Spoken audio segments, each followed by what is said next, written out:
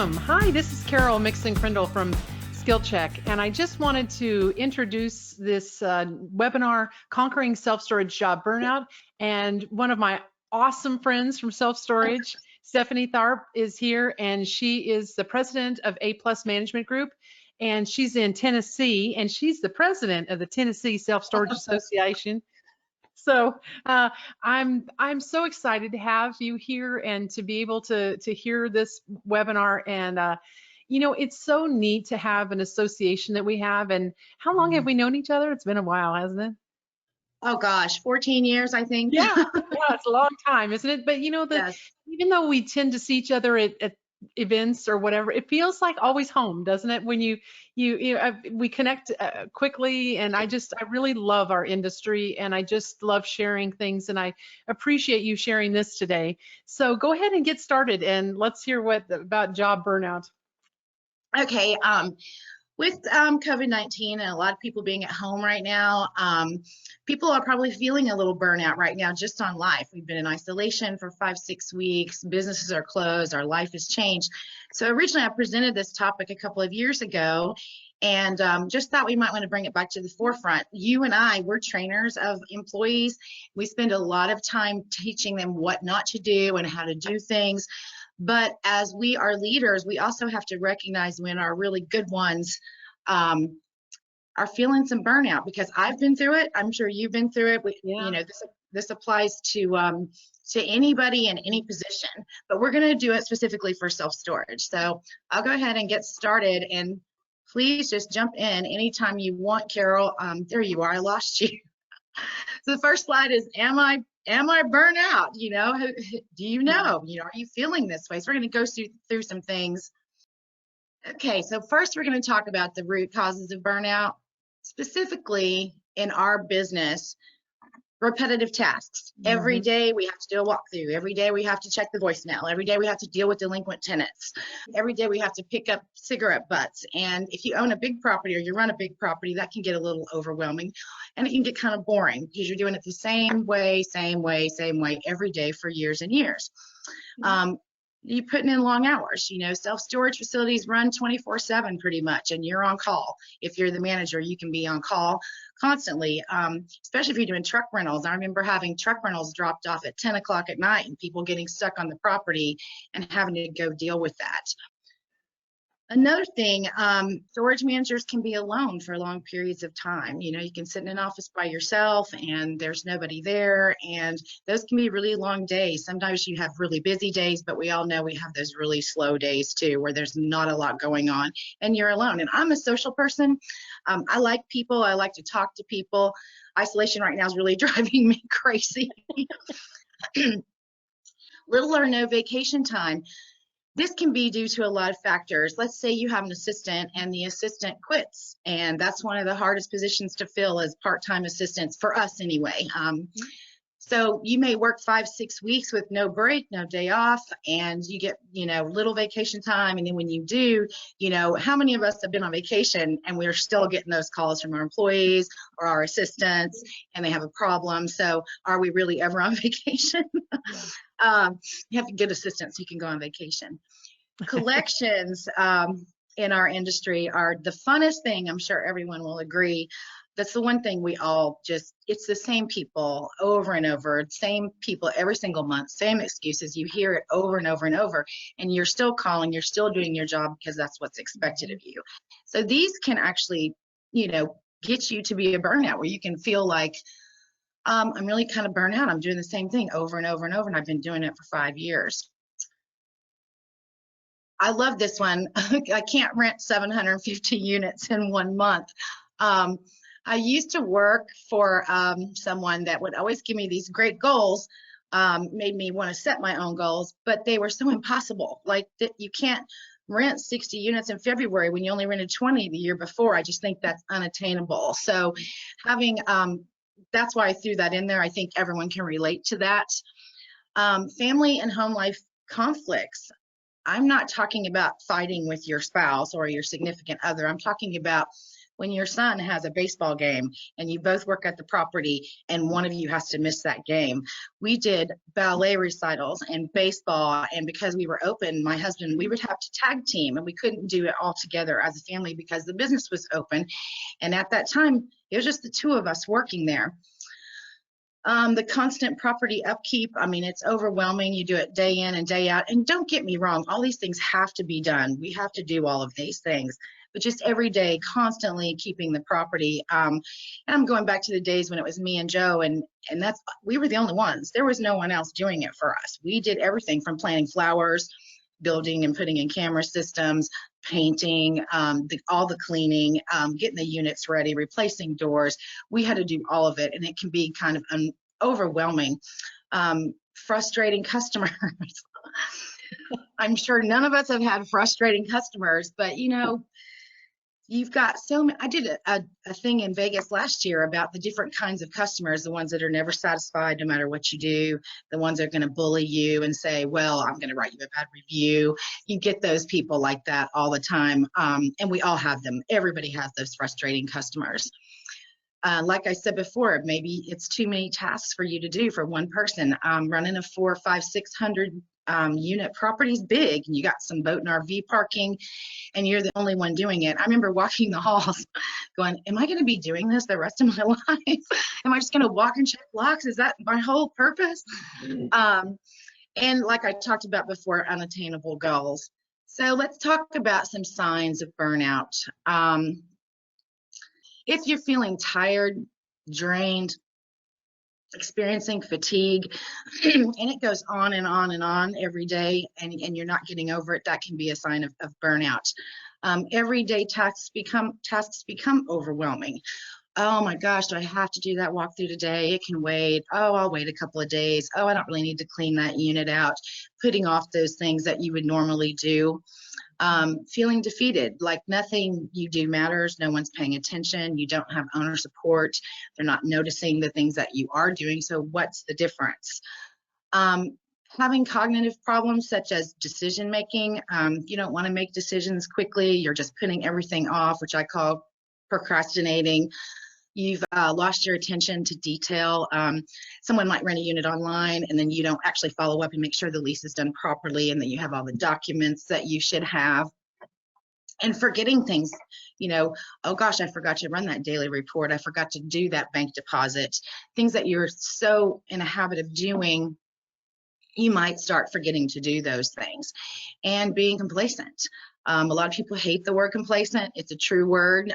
All of us go through complacency, you know, those days you just don't care. Does that make sense? Yeah.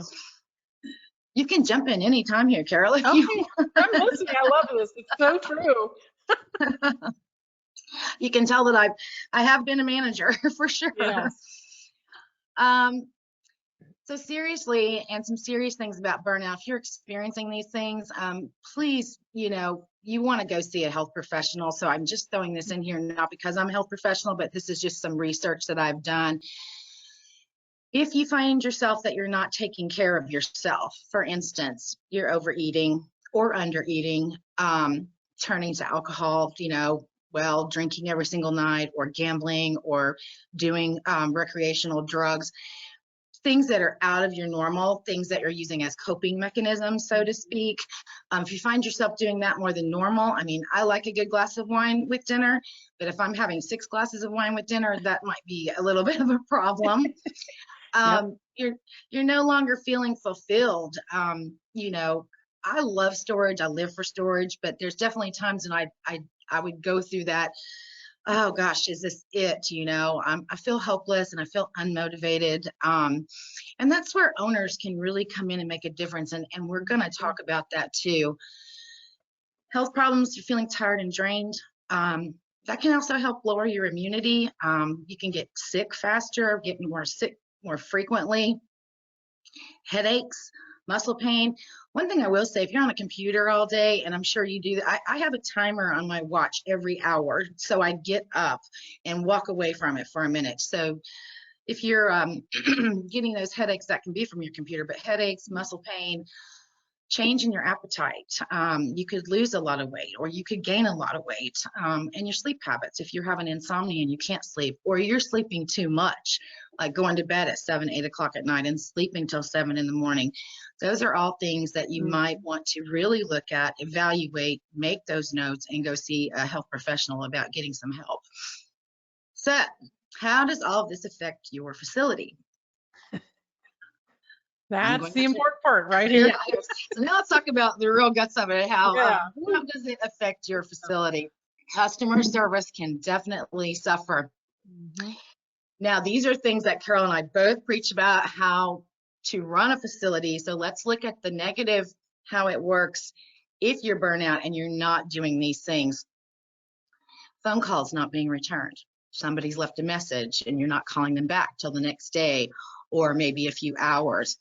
We spend a lot of money to make that phone ring. So you want to make sure that you are returning those phone calls, but maybe you're not because you're feeling so burnt out.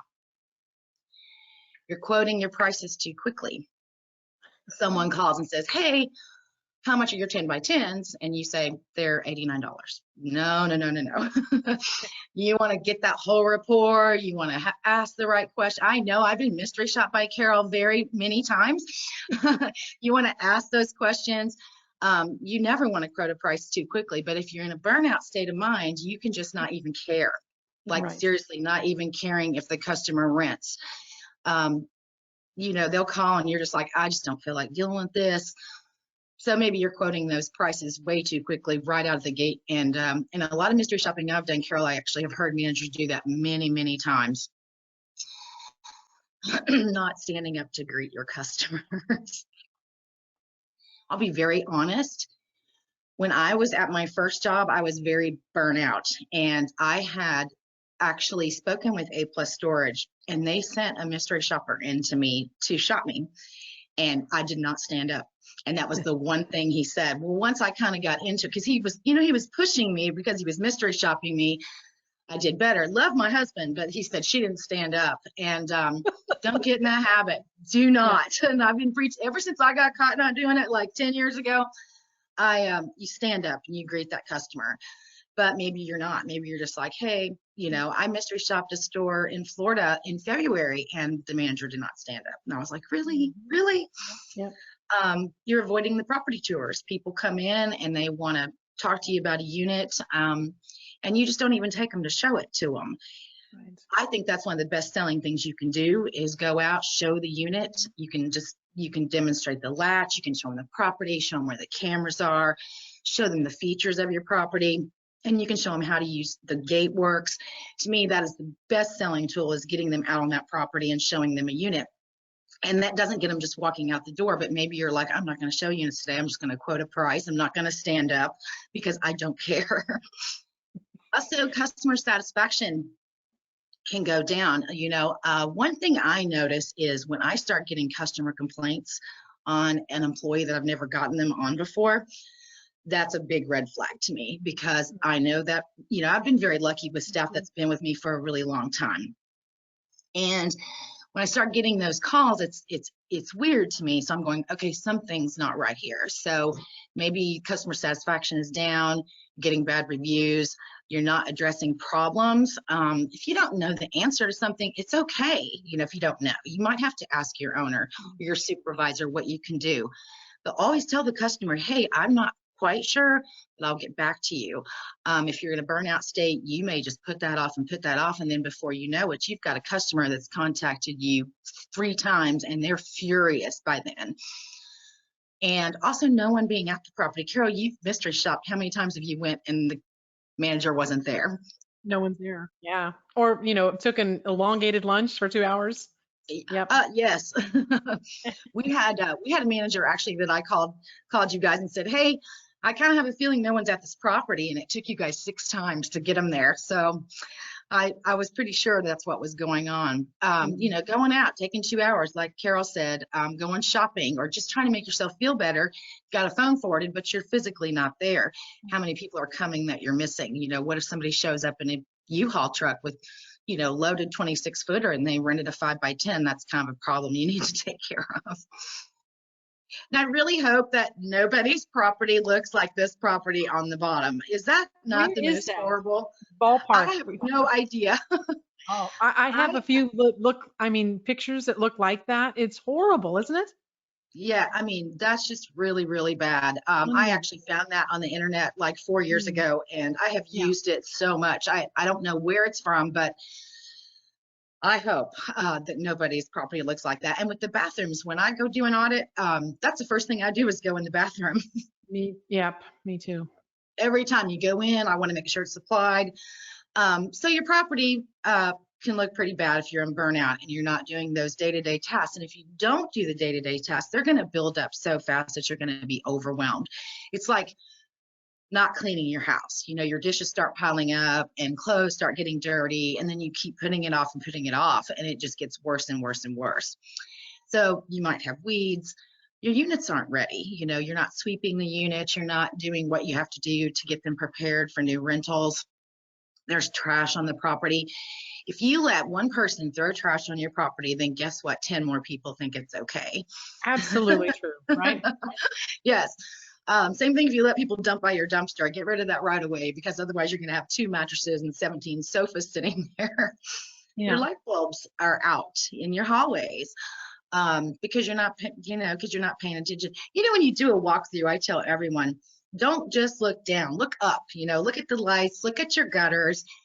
Don't just look down. So your light bulbs could be out, your exit signs could not be working properly, your smoke detector batteries need to be replaced, things like that. Your air filters may need to be changed. That, to me, that is like the least most fun thing of our job, is changing air filters, but it has to be done. Mm. And my I parents own HVAC, so that's been like drilled into me for like 40 years that you have to change your filters. Hey, Stephanie, on that idea, I went and did well, my son and I did some on-site shops.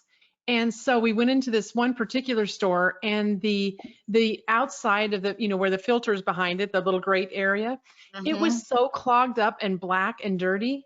And it was close to the floor, and the flooring around it was dirty, the tile, Oh where gosh, I'm like, how much buildup is that? It's, if I feel like it's years, and maybe it it's not. sounds like it. But it just, and then around the alarm system, it was all black where people put their hands. And I just think sometimes when you go into your property, have a fresh look, where maybe Yeah, you're rested and feel great, and you go out there and you say, you know what, today I'm going to look at this with a different set of eyes, and try to just, because when you see it every day, it may not look so bad. I right. noticed this morning going into my place, I'm like, wow, the little handle to go into, it's not that clean, because I think we've been spraying it with stuff, right, to get it clean and disinfect the door.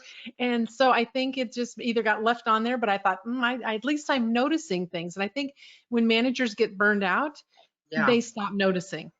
And that's the hard part, isn't it? And how do I you know, agree. yeah, it's rough. And people, the way people see your store is the way they're going to treat it. Hmm. That's the bad Exactly. part, if it Well, you looks can bad. even do things like redo your retail areas and spruce it Yes. up, change things around, make your workspace more cheerful for you. When you rearrange your furniture in your house, it's Mhm. exciting. Yeah. So you can do things like that. What about golf carts? Oh, yeah. Another pet I peeve of mine. I cannot stand for a golf cart to look like a maintenance cart. That is a Right. It should cart be a to show show cart, your right? guests. Mhm. Yes. But let's say that the batteries are low, and I mean, the water levels are low in the batteries, and it's dirty. You may not be paying attention to that golf cart. You went and did a walkthrough. You've got some yellow locks, red locks. You've got a broom on there, a dustpan, a trash can. Do that in the morning or whatever time you do your walkthrough, but then take that stuff off and then use Yeah. that as a show cart. Hey, Stephanie, I Um, have another funny story yeah, from husband number I know. one. I love your story. So we're on the golf cart, and we had just taken over this new store, and we were both kind of working at it, and that golf cart looked horrible. But we get on it and we're driving along. I said, Jesus, does it seem like it's really hot on this cart? And he's like, yeah, it is. Something's weird. And so I look back, and there were flames from underneath the seat. The battery had caught on fire. And because I kept Oh, saying, wow. it seemed like my butt was getting hot. And so Was we that get off the cart and it bursts in flames while we're on the property. I mean, I was like, if we'd stayed on there a little bit longer, had I not noticed my bum was warm, was I that was like, because wow, the water levels were empty on it, or? yes, yes. Oh my And I gosh. didn't know they could actually explode or I mean, I knew they could catch, I've heard they could catch on fire, but to actually experience that when you're driving, and we had just taken over the property, it was an old public storage. So Oh I was like, wow. wow. And so now I'm like, I tell the managers, you got to watch the water level in the battery Yeah. and make sure using the distilled water and, I don't know, but it's just a funny thing that's happened in self-storage, right? The weird things you Right. remember, but it's sort of my little cart thing that I have too, is it's super clean and maintained, right? Yes, and you got to make sure you don't overfill those water Yes, levels too. That's that's true. just as important. Bad, yeah. Yeah, and like we talked about earlier, the restroom. That's the first thing I do. My managers know as soon as I get to the properties, I'm walking straight in the bathroom.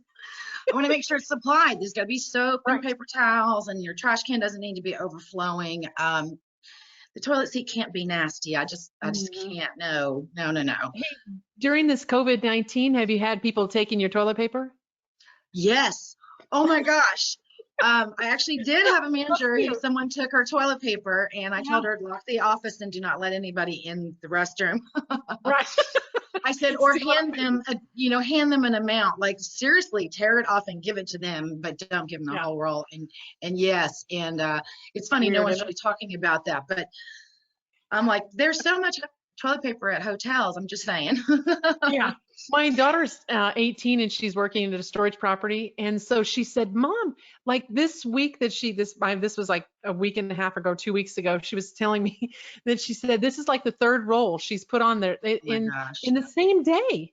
I was like, wow. And I said, I told her what you said. And she goes, oh no, I'm not doling out toilet paper. Like that's where cross the line in storage. Yeah, you wouldn't think of it, and you can't get it anywhere. Like nobody Right. has it. Yeah. Low supplies in the restroom is just not good. Now, these Yep. right now, maybe just keep one roll of toilet paper in your In restroom there. if it's open to the public. Yep. One thing I think a lot of managers don't ever think about is their retail areas and them Mm, being dusty. You have, yes. there's obviously product that doesn't move as fast. Your locks are going to move fast, but dust those off. I can't Well, stand to go in and run my finger and there's dust all over the mattress covers or the markers that have been sitting there for 2 years. That's why mhm. rearranging is really good. Taking inventory of your retail product, rearranging, dusting it, keeping it clean, keeping it stocked. No one, and we all know this right now, no one wants to see empty shelves at the Yeah. grocery store. So Right. you It's definitely, true. yeah, you want your retail area to be stocked and clean and priced. And that's something I think that people just, like they said, they don't see with fresh eyes. And so they're Mhm. coming in every day seeing the same thing. But you want to, your retail area can be dusty and understocked if you're not paying attention. Yeah. Hey, I had a manager up in Placerville, California, and she was like, "We never sell these stupid Sharpie pins because we had them in a little basket, right?" So then she took them, and I said, "Well, if you don't want them, we just, whatever, just give them to customers if you prefer. Right. Say for a free, if you get some boxes, we'll give you a free." And then she called me up and she said, "Hey, I've sold 5 Sharpies this week." And so I was like, "What? How'd you sell 5 Sharpies?" And she said, "I put them on in a basket and put them on a little sale sign on them." Uh-huh. So I don't know. I was like, "Wow, that's a great idea." So if you have something maybe that's not moving, move it somewhere different or put it closer, Right. put a little sale sign on it. Just try something different. I like the featured product of the month too. Like we Yeah, do that's a good idea. damper it, especially in the spring when the humidity in Tennessee is crazy. We'll say, spring special damper it. It's great for RVs and it's great Hmm. for units. That may be a product that doesn't move so much, and the managers can get creative. But if you're feeling burnout, I just think that you're just ignoring all of this, and this is how you're your store can suffer, the performance of your store. I Right. can't stand dirty hallways. Like I walk around, and if there's one little speck of any, Christmas time really drives me crazy because there's glitter all over the hallways where people get their stuff out of storage for Christmas. Yeah. And you'll see little garlands or broken Christmas balls, for your tree. And you Yeah. always tell it's the holidays because that you've got Christmas glitter everywhere. Yeah. My son and I, when we did our little on-site shops, we went into a hallway, and right in front of the hallway and inside the hallway, there were all these dead June bugs with their legs up. Oh gosh. I was like, that okay. And I said, oh wow, oh, we got a little bunch of bugs here. And she's like, oh yeah, but they're dead. Well, yes, but they still need swept and cleaned up, right? When you see them, it's like, gosh, that's complacency. And I do think that's some Absolutely. burnout, don't you? Yeah. Yes, that can contribute. I mean, burnout can contribute to that for sure. Yeah. One thing I learned as a manager, if you're out sweeping units and your customers, like I would purposely go out when people were on the property because I wanted them to see me. If they see me doing it, they go, this is the cleanest place and you keep it so nice. And then they respect that. So you definitely want to keep your hallways clean. Your climate control doors with the windows, when you're walking in and there's a window in the door, clean those. Yeah, I don't like those not to be cleaned. Facility performance suffering, again, not raising rents. Now, right now, during this COVID, we're not raising rents right now due to that. There's definitely exceptions. So this would be under normal circumstances, not under what we're under now, but not raising your rents. You have to raise your rents. Even if it's $2, $3, you have to do it. But you don't want that conflict because you're burnt out and you don't want to deal with that mad customer that wants to know why you raised his rent $10. So you're not raising those rents. Not quoting prices reflective of your inventory. And this drives me crazy. Now, we do use push rates because I have learned not to necessarily trust managers to do this. I have a lot of good ones that do. Like I have managers that know that 10 by 20 is their last one and they're going to quote $20 over what the street rate is because that's the last one they have. But if you have your last 10 by 20 or your last 10 by 10, or you've got that one that's right by the door, or that one that's on the first level right by the elevator, you want to quote those prices reflecting that. So you want to get more money for those because they're more they're not more valuable, they're more what's the word I'm looking for, desirable. It's a more desirable unit and you can get more money for that. If you're down to 2 units of the same type and you're quoting standard rates, you don't need to be quoting standard rates. You need to up those. That's my personal opinion. That's how we do it.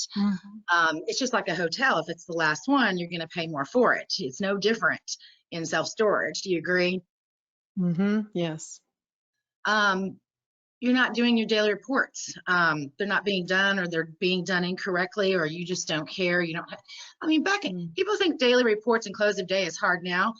Back when I started, I had to copy the cash. I had to copy every single check. I had to do a whole manual deposit. I had to run 15 reports, had to back up everything, send it to a corporate office in Texas. I mean, it took me 35 minutes just to close the day. To close. And you can't close the day until you lock the door and no one else is coming in. And then we had to write down how many move-ins we had, how many move-outs we had, what our net rentals were for the month, what our retail sales were for the day, and how many trucks went out. I mean, it was so time consuming, but we had the way we used to have to do it. And now it's like you do, run your checks through a scanner and your credit card report and you close the day and you're done. There's just nothing to it to me. Much better. It's a whole lot better doing your reports. And that's your dailies, your monthlies, your weeklies, whatever you're required to do. You need to make sure you're still doing those reports. Making mistakes on deposits, making mistakes or errors. You can make so many mistakes in a day. All of us are human. We're going to make mistakes. The main thing is your lean procedures. You definitely don't want to make mistakes with your timings and your requirements by your lean laws. Feeling burnout can make you not pay attention to those details, and your delinquency numbers can go high because you don't feel like calling those people and trying to collect that money. And so you can watch those go. And once delinquencies get out of hand, it's really hard to get them back. You have to constantly work on delinquencies every single day, depending on, like our stores run on an anniversary date, so those tasks are broken up by each day of the Yes. month. You have a little to do. First of the month, you're going to have a lot to do at the beginning of the month, and either way is fine. I've done it both ways. But those delinquency numbers can get high because you're not working those calls and doing those collection calls. Your retail sales can go down because you're not trying to sell the product. You're not recommending, it's not just locks. You want to recommend mattress covers. I tell everyone who hasn't, everyone stores mattresses because we've all picked them up where they've been dumped on our properties. So you want to make sure, you know, that you're doing your retail sales, but if you're burnt out, you may not even be trying to sell a moving kit or trying to sell that marker. Like you said, you can tell a big difference in an excited manager and one that's burnt out, because excited managers, they have challenges that they've challenged themselves with, and they want to sell product, because a lot of times people are getting paid commission on the product that you sell.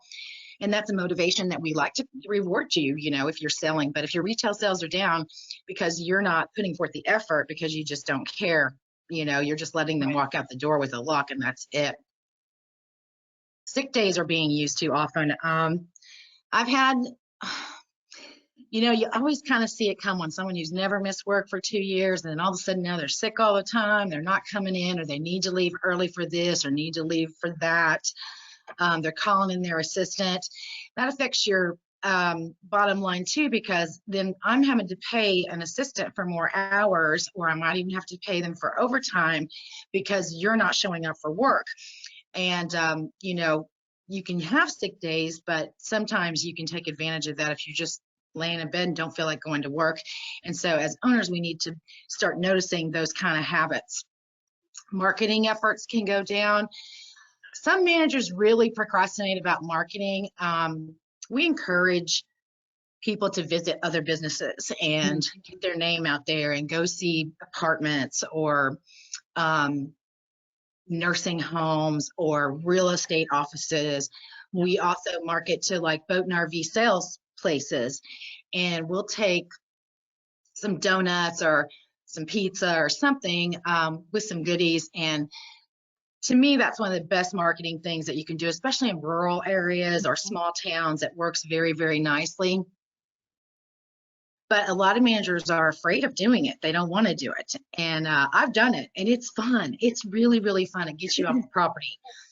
So, and it doesn't, Stephanie, don't you think once they've done it a couple of times and they kind of get to know someone, then it does break up the monotony. I found that I had one particular manager, and she's like, she just did not want to go do any of that stuff.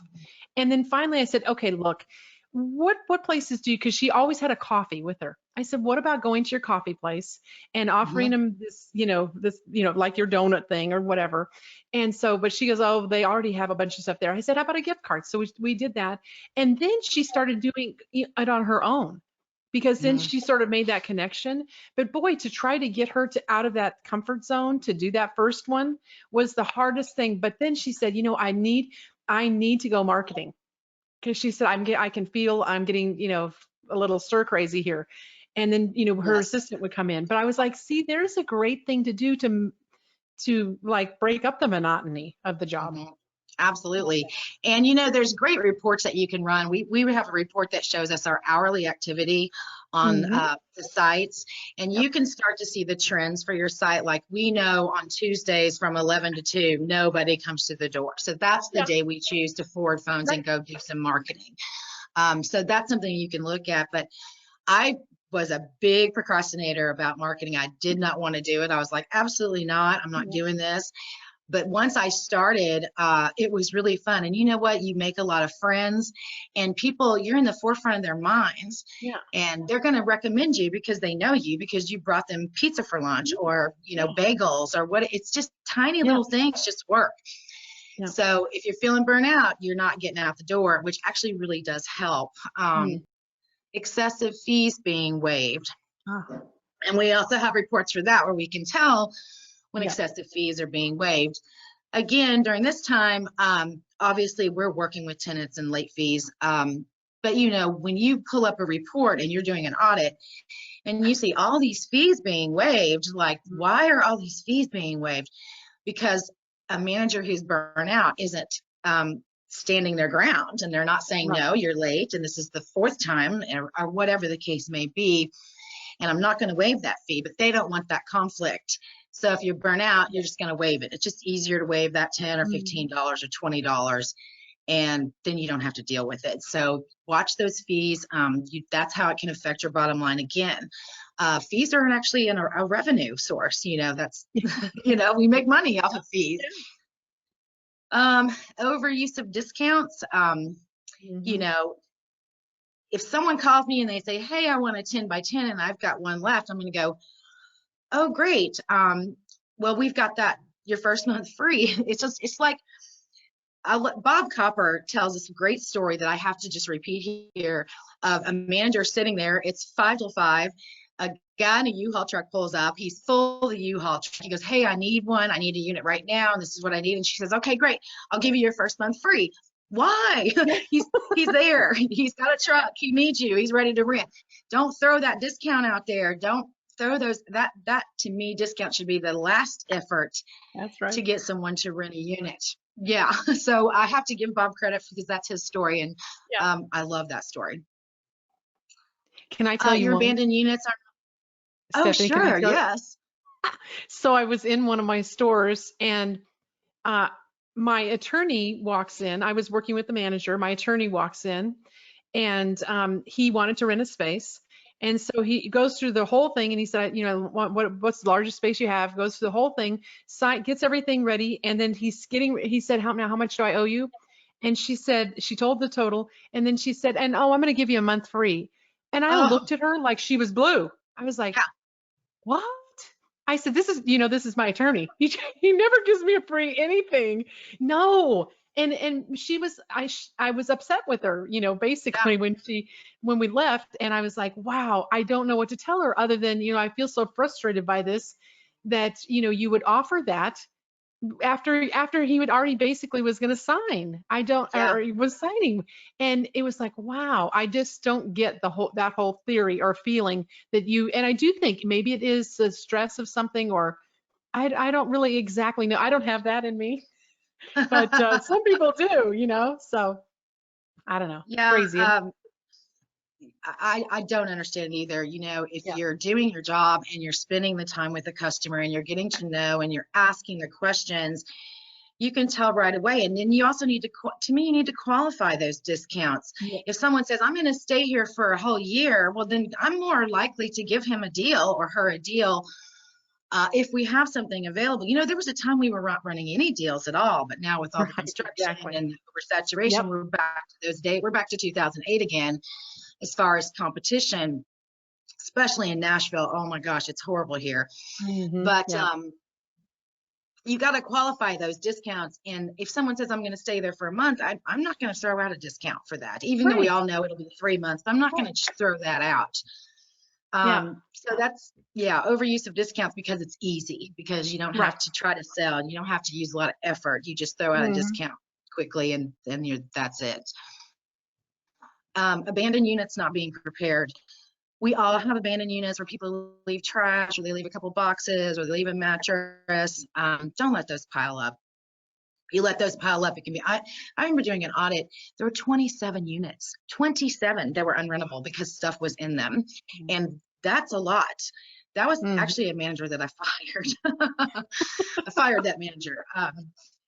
That's just, I understand. And I tell my managers, I understand if you have one or two of those going on. Let me know before I get on that property what's going on. I want to know what units are being used for what and what the story is on any that are not ready. And but people that are burnt out, they're just not dealing with it. Right. And then increasing customer complaints, we've already talked about that pretty much. So there is hope. There truly, truly is. And now I want to talk about things you can do to help if you're in a state of burnout. When I was a little girl, I didn't grow up and say, I want to be a storage person. I want to grow up and run a storage facility. It wasn't my dream. I wanted to be Miss America. No, I'm joking. But we all come to these, I was a cosmetologist originally years and years ago. And then I worked for United Van Lines, and that was a great experience. Moving and storage with the van lines is a great experience. But to be quite frank, self-storage isn't for everybody. Right. Some people can do it and do it beautifully, and some people cannot, and it's just not for everyone. And I tell my managers, this isn't for everybody. If you feel like this isn't for you, let's work together, because I definitely want you to be happy. So the first thing you got to do, if you feel like you're feeling burnout and your property's suffering because of all the things we've talked about, it's time to figure out what to do about it. So the first thing you want to do is talk about it. It doesn't matter who you talk to about it. Anybody who's trusted. You can talk to your significant other, your family, your friends, trusted coworkers. I'd be careful with that one. There's not a lot of coworkers you may trust, but trusted coworkers, maybe in another profession. Talk to those people, other professionals. All of us have one or two or a handful of people that we really trust, that we talk to. We respect what they have to say. We listen to them. When I was going through burnout and industry, I had a real nice pep talk from my current partner, and he was like a coach. He was like kicking me in the butt, saying, you're too good at this, you're lucky to be doing this, you have a job during recession, you can do. And he really almost made me cry like my dad.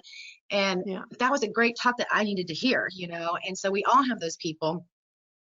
You can also talk to your health professional, or if you have a counselor, or maybe you have a pastor at your church, anyone that you're comfortable and respect enough to value their opinion, but be honest about it. And as you're talking about it, and during the talking, you're going to talk and talk and talk, but during that, what you also should do is write things down. Such a great plan. And everybody says, oh, I don't want to write it down, I don't want to journal, but let me tell you, it really, really works.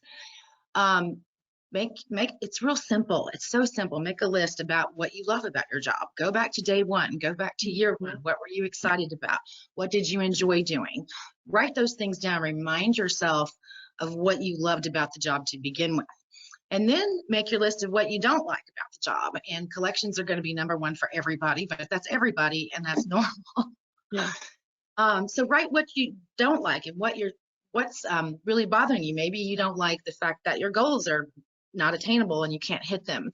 Maybe you don't like the fact that you're only get 1 week vacation a year, or maybe you don't like the fact that you don't think you're getting paid, well enough for what you're doing. These are all frank questions that you need to have that discussion with your boss, your owner, your general manager, or your regional or your district. But you have to be honest about it. And then as you're making those lists, ask yourself, why? Why do I love that about my job? What I really love about my job, most people I would say the tenants, because we all have a lot of great tenants. We all have our favorite tenants. We all have the tenants that we really love. I had a UPS girl that I just loved. That came in almost every day, and she always used our bathroom because we had a clean bathroom. And she'd stop and say, I'm here to use your bathroom, even though I don't have a delivery for you. You have the cleanest bathroom on my route. So there's going to be things that you love about your jobs, but why do you like that? And why do you dislike the things that you dislike? And you have to be honest with yourself. You're the only person who can answer those questions. And then you need to ask yourself, what are the steps I'm going to take? How am I going to do this? How am I going to address it? How am I going to work through it? How am I going to get a strategy together of what needs to be done so I'm not feeling this way? And then the next thing you have to decide is when you're going to do that. Okay, so your preparation time may take you a week, but then put that goal that, okay, starting on May 1st, this is what I'm going to do to address these problems and fix these problems so I can feel better and do my job better. And that's so obvious and it's so simple, but it's so important. Everything about that's important to do. And the next thing you want to do is get prepared to take it to your boss, whoever your boss may be. It could be a district manager, it could be your owner, whoever that person is that supervises you. That's the one that you need to talk to. When you do take the problem to them, and back in your preparation stage, don't just take the problem, take solutions that you think would work. I love it when my staff comes to me and say, hey, we've got a problem with this. And they always ask me, how do I fix it? So I say, what do you think we should do? What are your thoughts on it? So come to me with a problem and a solution, and then I'll explain to you the whys and hows if we can or cannot do that. That's part of being a good owner. It's part of being a good supervisor, is being able to explain things of why you can and why you can't do certain things. Don't be afraid. Trust me. Most employers, well, I would say all employers want their employees to be successful. I certainly don't want a manager who's a failure. Right. I want them to be able to do their job and be happy with their jobs. Another thing is, they may not have a clue. They don't have a clue how you're feeling, because outwardly you're performing. Maybe they're not looking at things so closely because you've worked there for such a long time that they're just assuming that everything's fine and the money's still going in the bank. So they're not looking at the little things that could affect it. They should be, but they maybe are not, because they're comfortable. I think a lot of owners get in that state where they're comfortable with things. So they may not have a clue. And they may have really great suggestions for you, but also be prepared that they may not tell you what you want to hear, which is like what my guy did. He kind of kicked me in the rear, but I needed it. So be prepared for that scenario. Don't go in it thinking, well, if they don't agree with me, then I'm going to be defeated and this is all not worth it, because you really need to listen to someone. And I think it's on the next slide. Yes, let's talk about, for owners and supervisors, let's talk about you guys for a minute. Simple word, listen. Listen to them when they come to you with these problems. Be receptive to how they're feeling. Explain your vision to them. I remember having a conversation with an owner and I was doing some research for a session I was going to do out in Vegas. And I said, why did you start your business? And I'm expecting him to say, well, I wanted to give people jobs and I wanted to make lives better for people. Oh no, it was all about the money. Well, it's a return on investment, and I invested this many billions of dollars and I'm going to get this back, and blah, blah. And just totally nothing what I thought he would say. So owners need to explain your vision. What is your vision of the store? What do you expect? Where do you want to be in 5 years? You've got to let them know. You have to, I hear so many owners don't share budgets. You have to share your budget. The manager needs to know what you pay on your mortgage every single month, that they think you're making billions of dollars and they don't realize your FF&E tax. They don't realize your property tax, your workers' comp, your insurance, your mortgage payment. Managers need to know all of that stuff, maybe not down to the penny, but a general idea of what those expenses are. So you got to explain your vision. You've got to tell them the true workings of the facility. Share your plan, but listen to them. Always, always, always compliment their strengths. Everyone has strengths. We all have weaknesses, but everyone also has strengths. So what I like to do, especially when I'm doing a one-on-one, is compliment the manager first on what they're doing right. You're doing so good with delinquencies, or your marketing efforts are great. Your numbers are up.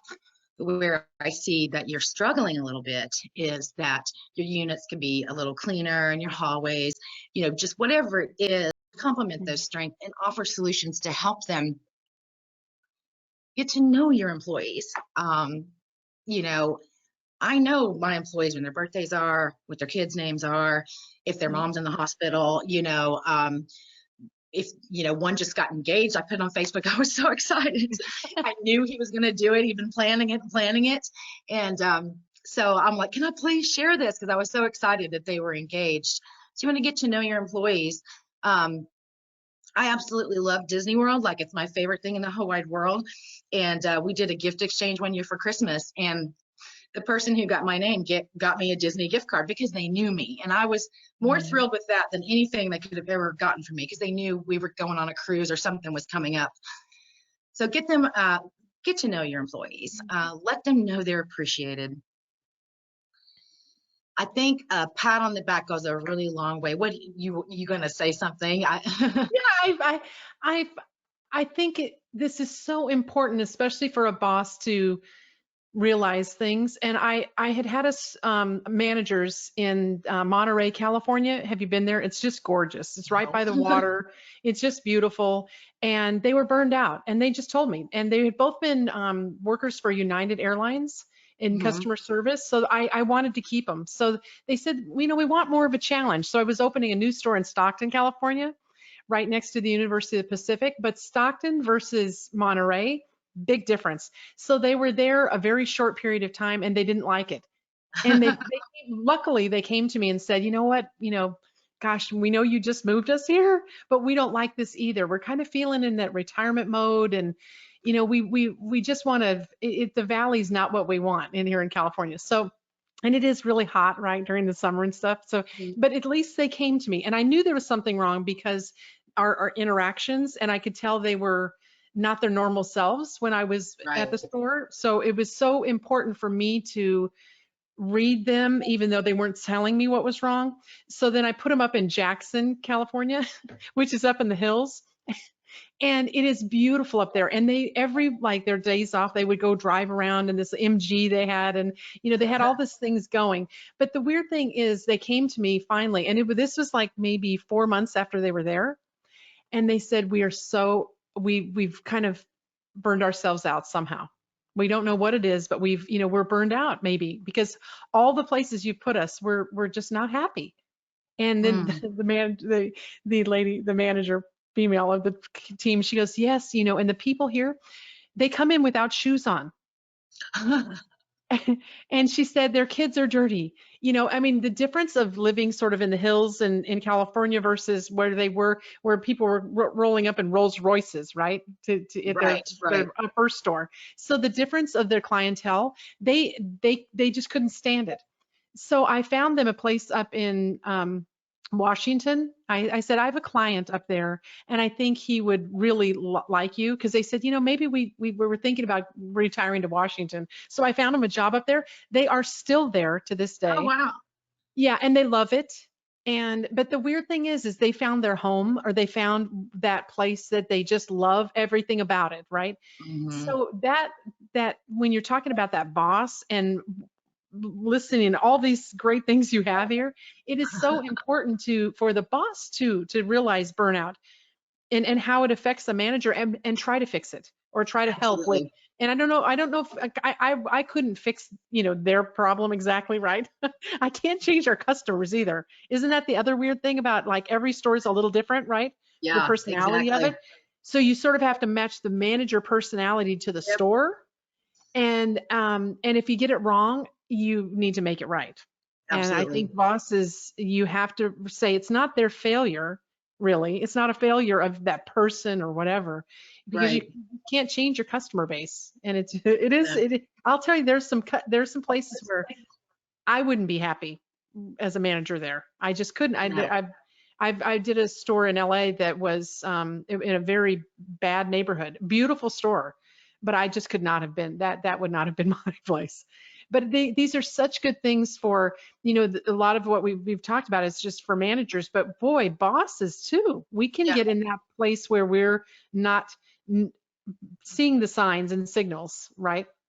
And it's right. easy for us to not see how monotonous the job can become. Yes. It, And we spend so much time focusing on how to get them to do these things and teach them and giving them tools. But I had a really excellent manager, and I mean, he was excellent. Like, he was like our superstar of the whole team. And then his performance started lagging, and I watched him for 2 years, and I even sat him down and asked him, are you burnt out? Are yeah, you not happy anymore? Oh no, I'm fine, I'm fine. But truthfully, he wasn't, and his store started suffering, and I watched it and watched it and watched it. And can I do anything for you? What's going on? And just never got any response from him. But he eventually did. He left. He put in a notice and he left. I was actually relieved because I wanted him to be happy. And I cried because he was yeah. a great I employee I know. had for Yeah, 5 years. I cried. I'm yeah, like, I knew this was coming. I saw it. I've been seeing it in your reports.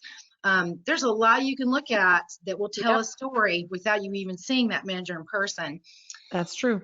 So you definitely want to let them know they're appreciated, and it can be in any number of ways. There's a Mm, million ways to let someone know they're appreciated. I remember one year we had a really busy June, just crazy. And I gave all the managers, the girls, like $35 and said, go get a pedicure. Well, you'd have thought I gave them $10,000 because they were so excited just to go Yeah. get their toes done. Yeah. You need to explain the value of them to your business. They need to know that there is a value in what they're doing. And I've spent the last 7 years going out in the industry on the circuits explaining how valuable managers are. And Carol, you've seen it. You've seen the change with how managers are compensated, the incentives that are out there, the better pay. The industry's done a great job of coming around to that. It's no longer, minimum wage people running a $4 million facility being expected to do. Our industry's changed. Manager's role has changed tremendously in the last 10 years, 14 years. Of what they have to do now as compared to what they had to do 10 years ago. So the pay is better. You got to let them know that they are valuable. They're your number one valuable thing, honestly, because a manager can make or break a facility. I've watched managers go into beautiful performing facilities and run them in the ground so fast, and then you have to get rid of them and start all over. You got to explain the value of your employees to them. And then you also want to do a follow-up. Never just have one conversation and then you're done. Right. You want to call them in a couple of weeks. How you feeling? We had our talk. How's things going? What can I do? Whatever it is, follow up. Don't just and a lot of owners get busy. I understand that you're busy, but you still have to follow up, and you have to make sure that your employees are doing okay. Yes. On to our final talk about reinvigorating, getting inspired, getting your hope back. Some of these things we've talked about already, but let's go over them again. Cupcakes. The cupcakes are so fun. Yeah. I got those labels. I want to say on Etsy, or maybe Pinterest. No, I think it was Etsy. And I said, I want these cupcakes, and they did them. And we had that. Those were for a ribbon cutting event we did, and awesome. I thought they were so pretty. Yeah. Once you've got things under control, here's some things you can do. Get back involved with your community. Go to your chamber stuff. You want to get out there and get involved in what's going on. Like we have Halloween in the park, okay? And a bunch of businesses set up tents, and all you have to do is buy candy. You don't have to pay for it. But you'll have 5,000 kids show up, and their parents, and they're dressed in costumes, and it's really, really fun.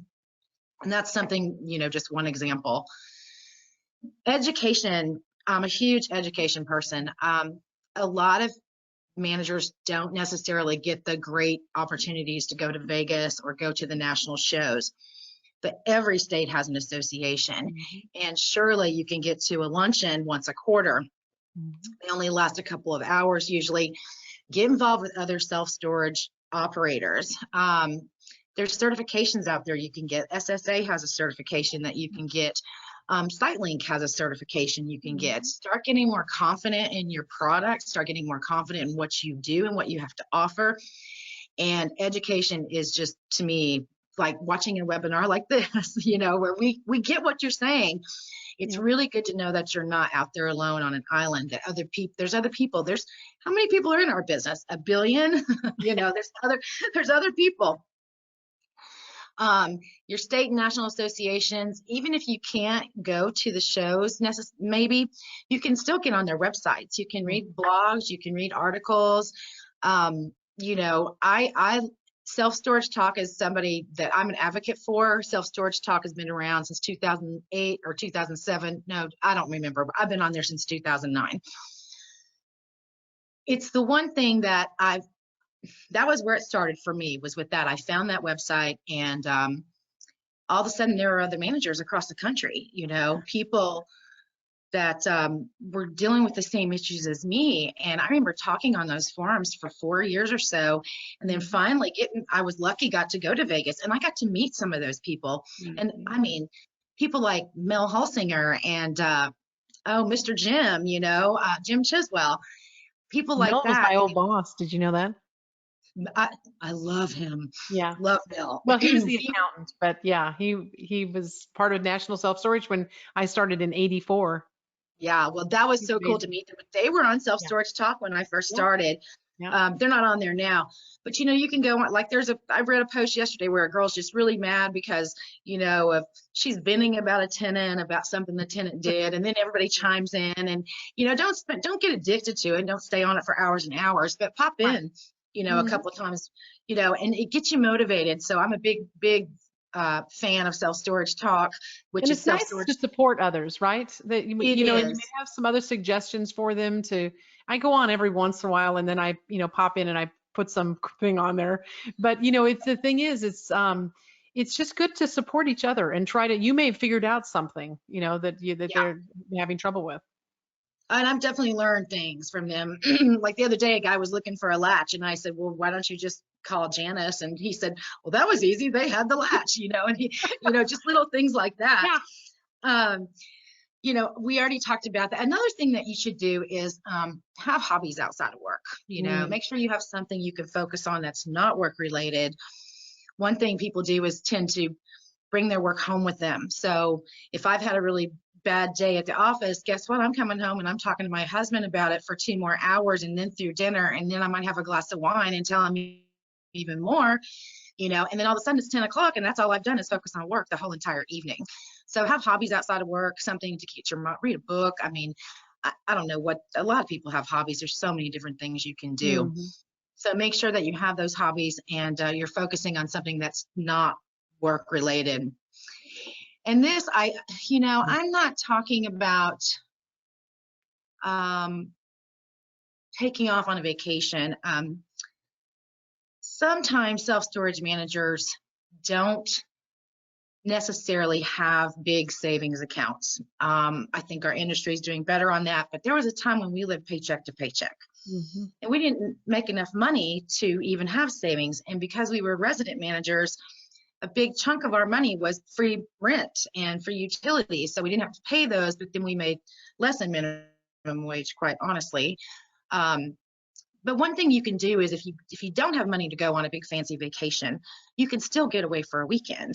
The picture up here on the left, well, it's on my left, is Opryland Hotel here in Nashville. That hotel is, we park over at the mall and we walk so we don't have to pay to park. But you walk in that place and it's a beautiful resort and anyone can go in there. It's open to the public. It's just a nice change of scenery and you feel like you're somewhere fancy and nice. And so that's one thing we cheat and we go out there to Opryland Hotel, which by the way, SSA is going to be at this hotel next year. I'm so Oh, excited about yay. that. Yes, SSA Spring. That's awesome. It's finally coming to Nashville and I'm Yeah. very, very happy about that. But that's a hotel that I love to, and it may not be a hotel, it can be a park, just somewhere that's off your property that's nice, that you love. Just be sure, just get off just go, just get away from it all. My husband and I have actually went downtown and spent one night at a hotel down there just to walk and see the honky tonks. And every town has a little something, or drive over to another town that's an To hour Elvis's away. house. Yeah, I've been to Ellis's house. That's Several 4 times. hours from me though. But yeah, we have Gatlinburg and we have whatever Mhm. your state has, but 3-4 hour drive. Get a cabin Get for away. a day or two just to get away. Yeah. And you don't have to use vacation time for that if you just leave on a Friday after work and Mhm. stay gone. Have your assistant work Friday and Saturday for you. I mean, I'm very flexible with my managers if they need a break like that and they want to Mhm. bring in their assistants. Absolutely do it. Yeah. Mm. Take a night out. It's always nice to get out and go to a nice restaurant, Mhm. just to sit down and let someone wait on you and let someone take your order and let someone fill your drink and let someone clear your dishes off the table. One thing we're all learning, I'm cooking 15 meals a day now, it feels like. And because it's just two of us, I do the dishes. It's faster than to load the dishwasher. But I'm learning, unfortunately, my husband knows I can cook now, and I hid that for 18 years from him. But, during normal times, it's nice to get out and go to a nice Yeah. restaurant. These are things that you can do that don't cost $1 billion. Something owners can do is they can give a gift card to a nice restaurant for their employee and they can do that. And one thing I will tell owners, don't go with them. Let them go by themselves. Never go, just give it to them and let them go. So plan it, save some money to do it, and go. If you need a week off, I went on VRBO and found killer deals on the beach that we can drive to in about 6-7 hours. You know, there are deals out there, but take the time. You need it mentally. You've got to have a break from work, and that's anybody. You know, you've got to have that time that you're getting away and away from work. And then pretty much finally here, what we're going to do is talk about, you want to evaluate your situation quarterly. You want to document what is working and what isn't working. And those are very important things to do, because if you have the problem and you tackle it, and then you see a little bit of things, and then you just get complacent about following up on it, and you get complacent about still working on the problem, then you're going to be right back where you were, you know, a month ago, if you're not actively working and evaluating constantly. So take that first week or after that first meeting with your boss, see how it goes, journal it every day. You don't have to write novels, just jot down a few things. Today, this happened and it made me feel good. And today this happened and it made me not feel good. Do that. And then as you progress, make new goals for yourself. Do it in baby steps. Go back to the time when you were a brand new manager and you were so excited, and things that excited you. Go back to those days and plan something that you're excited about with your job. I mean, if you're excited because the chamber luncheon is something you love to go do and mingle with other professionals, then be sure you go to that. And so you want to just continue to work and document on those things. And then the day is going to come when you don't have to do that anymore. And storage, if this is your life, like it is mine, like it is Carol's, you know, we all have to do that every now and then. We have to figure out, okay, I got to get back to where I was. You know, I'm feeling a little bit burnout right now. I'm having the COVID-19 burnout right now. Exactly. This is my COVID-19 year. This is, these are my real nails that I haven't been to the salon in so long. I don't own any nail polish. No. So after all of this, and I hope this has been very helpful for you, but the final thing that I really want to hit on is being truthful and honest about the whole thing. If nothing does help and you've done all the steps you think, and it's time for you to exit, I used a nice exit sign there as my graphic. Be honest with yourself and be honest with your employer. I've had employees come to me. I had one girl in particular. She said, this just isn't my thing. I just can't do it. And I was so grateful for her honesty. And I said, if you can help me by sticking around till I can replace you, let me help you try to find, let's work together. You know, I'm going to give you an incredible letter of reference, because an honest employee to me is number one. I'll take that any day, because there's a big value in that. Right. So work together. And, you know, if it's your last resource, my last resource came 10 years ago, and I made a move to a different company, and I've been there ever since, and it was the best thing I ever did. It's amazing how working for one compared to another can be such a big difference. Or if you want to get promoted and you're at a mom and pop and there's no room, maybe look at some of the larger operators that you could work up to a district manager. If that's what excites you, that's what excited me, was to be able to go and grow and do more and more. So you just have to evaluate what works for you. I think. And that's another good reason to do industry related things and going to your state associations, and don't you think? Because it makes a huge difference to be able to connect with other people. And I don't know. I just think it's great to have, well, and now for me now it's friends. all my friends, like longtime friends, are storage people. But that's sometimes seems strange, but it's true. I feel like when we get back together, you know, in whatever setting, it just feels like it's home, right?